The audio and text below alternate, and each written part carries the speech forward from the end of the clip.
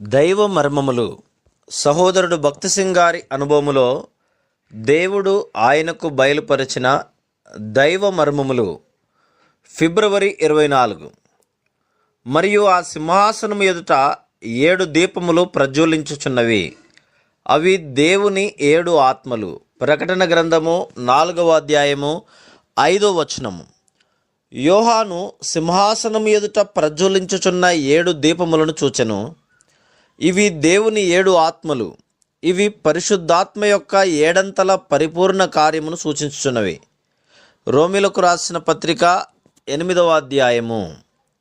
మొట్టమొదటిది ఆయన విశ్వాసియందు నివసించును, 9వ వచనము. రెండవది ఆయన జీవింపజేయును, 11వ వచనము. మూడవది ఆయన నడిపించును, 14వ వచనము. నాలుగవది దేవునిని తండ్రి అబ్బా అని పిలుచున్నట్లు మనకు దత్తపుత్రాత్మగా నుండును, 15వ వచనము.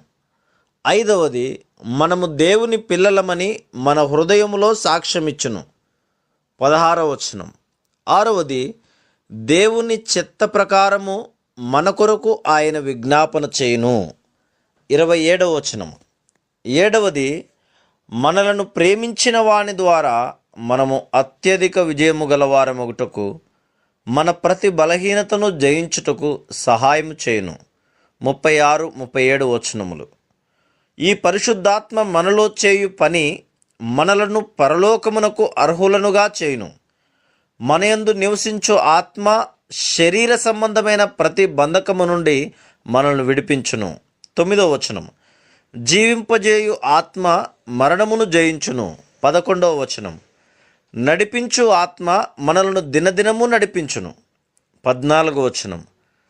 స్వీకృత పుత్రాత్మ మనలో నుండి ప్రతి భయమును తొలగించి దేవుని తెలుసుకొనుటకు లోతైన ప్రేమను అనుగ్రహించును, 15వ వచనం.